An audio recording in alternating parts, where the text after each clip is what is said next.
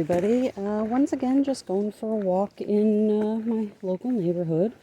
And today I am looking for milkweed. Now, there's a lot of concern about the milkweed butterflies and caterpillars running out of their habitat. And I did my research, and the the monarch caterpillars, here come loud noises. Oh, never mind, they're turning around. Anyway, monarch caterpillars only eat the leaves of the milkweed plant, and I am not after the leaves. I am actually after the green buds before they turn into flowers. And those buds, when prepared properly, are pretty tasty. So that is what I am looking for. Now, I think up ahead here, next to some bull thistle, I see a couple of milkweed plants. And yep, I do. So this big prickly bush here is the bull thistle. And this is the milkweed. And I've got our alternating plants. Actually, now I'm not 100% sure if this is milkweed or dogwood. Hemp dogwood. Because I think hemp dogwood is supposed to have this reddish color to the plant stem. I'm going to have to investigate this. I walked down a little farther down the road and saw the exact same plant, but the flowers were open. So this is actually milkweed. It is not the dogwood plant that I was referring to earlier. And these are what I'd be after if they were green like that bit, but we don't want the red because they're going to quickly turn into that. And that is the food for the butterflies. And I want to add, the reason that I got confused was because of the reddish coloring near the base of that first plant. It's not uncommon in common milkweed, but it is common as well with the hemp dogwood I was talking about. Here's some more of them. But these guys don't have any buds. And I don't know a whole lot about the dogwood plant that I was referring to, but I did want to make sure I was harvesting from the correct plant. And a quick search in my field guide was enough. Specifically, I don't have the book with me. I took pictures from the book to bring with me, and I'll include those. And I think I see another patch up here. Yep, here's another patch. And I see quite a few of the buds that I was looking for. So, just gonna open up my little bag here, which is nothing fancy. I'm going to take these. One from each plant. I'm not going to go crazy taking a whole bunch. So it doesn't do the forest, the bugs, the plant, animals, etc., so on and so forth, any good. It just pop right off. This only has one on it, so I'm not going to take anything from that.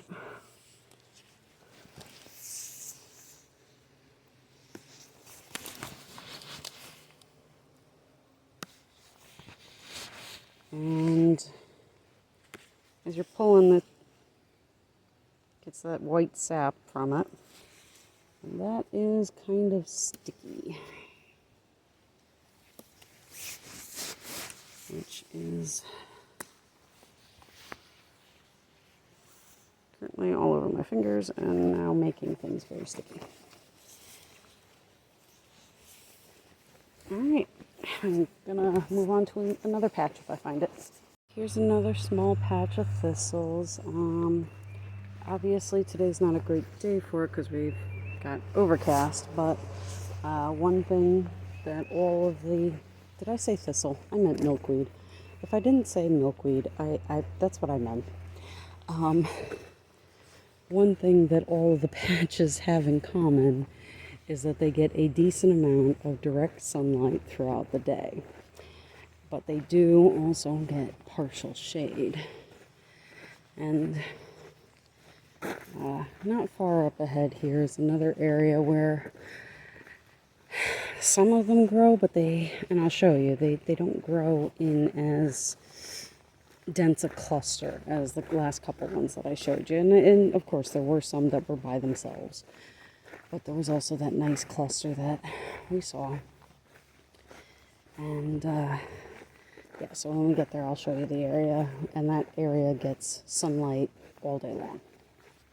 Here on this hill you can see some of the taller plants of the milkweed popping through, but they're smaller than the ones that we found that get the partial shade.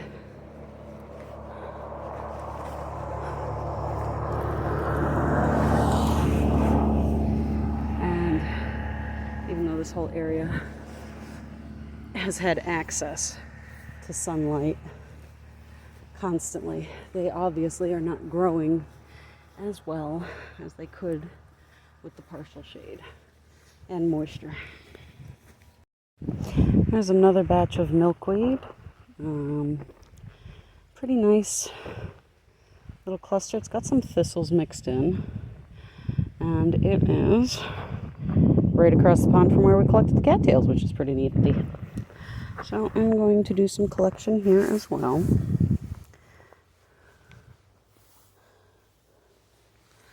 And same as before, just one grouping from each plant. And I'm probably gonna not go through every single one of these plants because of how many there are. No need, really. Oh.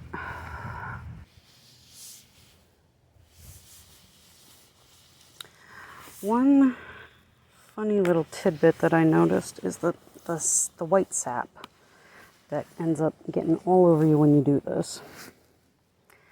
It starts out sticky, and then once it dries and you get rid of the immediate sticky part, it actually makes your skin feel fairly soft, which is kind of funny to me, that it starts out sticky and becomes like a nice weird little lotion. I also want to preface that by saying I don't know if that's a normal reaction to the milkweed sap, but if it is, it's actually pretty cool that it could be used to possibly treat skin conditions. I'm not sure. I'll have to research that one. Okay, so I just got back, and these are milkweeds we harvested. And I'm going to do something with what's left in there, totally different than what I'm doing with these. And I am experimenting with this batch because what I want to see is if I can take these, boil them, and maybe season them. And then if I can dehydrate them, if they will be worth rehydrating and or even as like a crispy crunchy snack. So anyway, this batch we are going to take just as they are because like really nothing seems to be stuck to any of them anyway. And we're also going to be boiling these right into the pot, and we're going to bring it to a boil. And then we're going to boil it for about 5 minutes, give or take. And Then drain them. And then salt and pepper. And maybe some garlic.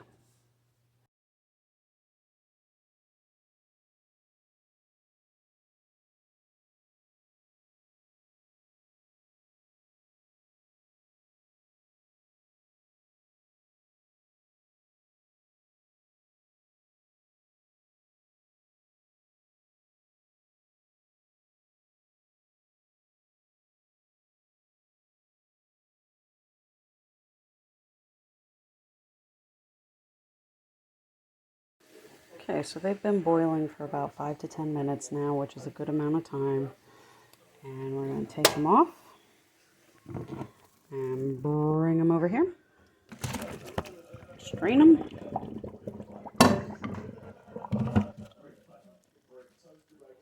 They're nice and clean. And then we're putting them back. Pan, bringing the pan back over to the stove. It's going to get hot pretty quick. I want to drizzle them with some olive oil. I know I initially said butter, but I changed my mind. So salt, pepper, olive oil, saute up real quick.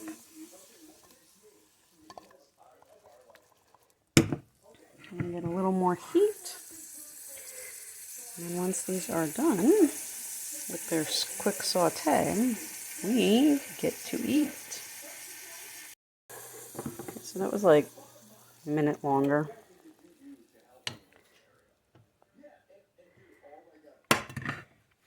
They kind of look like broccoli.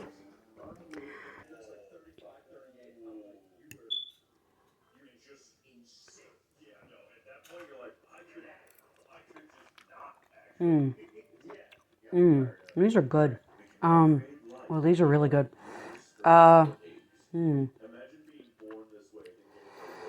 Definitely kind of like a broccoli.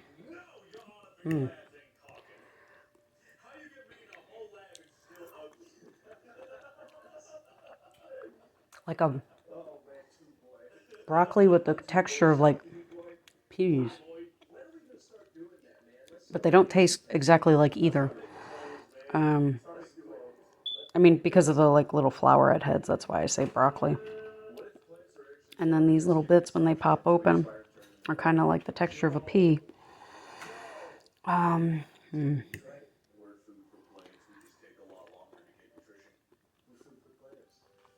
kind of... So there's definitely a like spinach sort of note there. Definitely spinach. I feel like if you were to add garlic and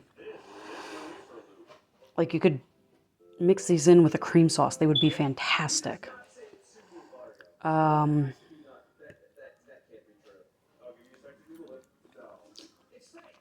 spinach,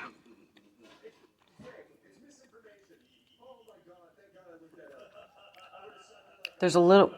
Now, I know I put pepper on them, but there's a peppery flavor that isn't from the pepper I used. It's a different kind of peppery flavor. That's kind of subtle.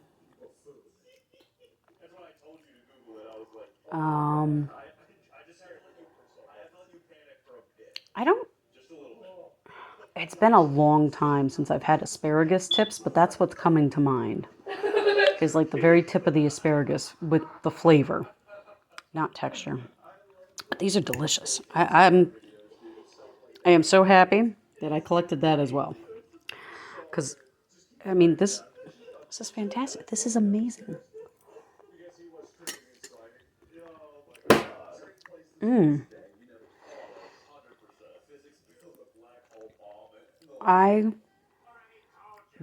This would be fantastic next to chicken, mixed into like Alfredo, or next to Alfredo, not necessarily mixed in. I feel like if you were to mix it in, you might lose some of the flavor of it because of the cream, but oh, this is just so good. This is fantastic. This is my dinner, by the way. I'm definitely making this my dinner. Okay, so milkweeds. There are several dangerous lookalikes. If you recall, I did stop and question the one that I was looking at. It did turn out to be milkweed.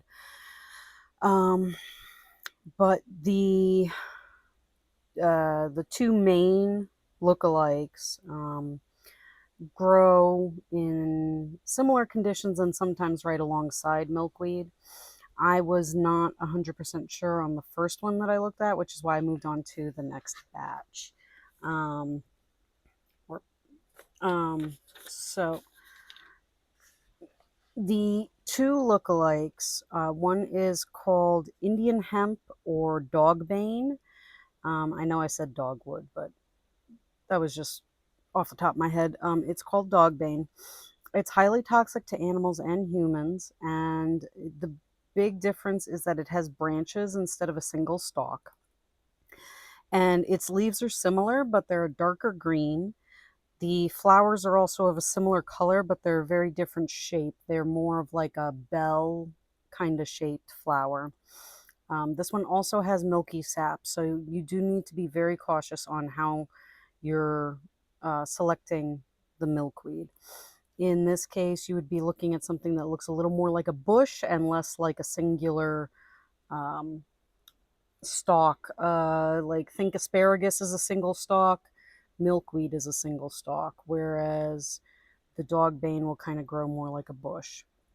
And then the other one is butterfly weed, and that is a narrow leafed type of milkweed, but it has higher concentrations of the toxins that are common in common milkweed, and I'll get to that in a second.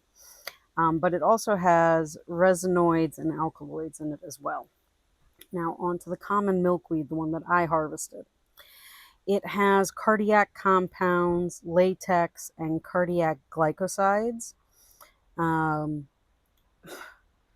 and having one side dish of the milkweed is not going to hurt you, especially if you boil it. Boiling it allows for all of that uh, chemical toxic compounds to be leached into the water. When you dump the water, you dump the compounds, which is what makes it safe. Um, the uh, the big thing is if you are eating milkweed, you do have to boil it for at least 10 to 15 minutes and discard the water. Do not save it. The buds, the leaves, and the shoots can be eaten. The buds when they're still green, which is what I had collected. And then you could eat the leaves when they're really small. However, it's usually the leaves that the monarch butterfly caterpillar eats. So I would honestly leave them alone unless you're really curious, and only take a little bit, just enough to get an idea of what it tastes like. The shoots, when they're less than 8 inches tall, are ideal for eating, similar to asparagus. Um, because it's not a considered a culinary food, the nutritional values are theoretical. It's an assumed nutritional, so don't quote me on this if you were to have somebody do like a actual scientific analysis. But fiber, vitamin C, provitamin A, and small amounts of minerals and polyphenols. Possible historical uses included topical wart remover, cough remedies, and digestive uses. However, because we do know that it has the cardiac compounds, the latex, and the cardiac glycosides, it's uh, less ideal for cough remedies and digestive uses. We have far better access to other things even natural, we have far better access to other natural remedies than milkweed for that. Now, I will say milkweed was very tasty. I really enjoyed the buds sauteed with garlic after boiling, buttered garlic. They were delicious. Um, I don't, I don't uh, think I would make it a daily staple. I don't even think I would make it a weekly staple. Um, at best, I would probably just collect some when they're in season, have them maybe once or twice per year, and call it a day. Um, the so common milkweed has stout, single, unbranched stems. They don't generally get more than 3 to 4 feet tall. Their stem color can be light green to a dull green brown. The plant sap is oh my gosh, thick, white, milky latex. The flowers are oh my god. The flowers are large, rounded, purple, pinkish spheres. The seed pods are large, plump, teardropped with like bumpy sort of barbs, but they're soft. They're not hard. Now, dogbane has a thinner stem and branches off near the top the higher it gets. The stem color is a reddish purple. The plant sap is a also thick white milky latex, and then the flowers are small clusters of whitish purple bell shaped flowers. The seed pods are long, thin, smooth, and bean like. And then the butterfly milkweed has bushy clusters stemming from the taproot. Its stems are hairy and green. Its plant sap is clear and watery. The flowers are bright orange clusters. And the seed pods are slender, lance shaped, and they stick upright. Um, Dogbane and common milkweed tend to grow side by side or in the same habitat, so do be careful with those. As for butterfly weed, it likes poor, dry, sandy soil, so it's less likely to grow alongside milkweed, but that doesn't mean that they're exclusively separate. Definitely be cautious of what you're harvesting and make sure you feel extremely confident with what you've collected. All right, everyone, that's it for today. Thanks for watching. Stay curious, stay safe, and I'll see you next time.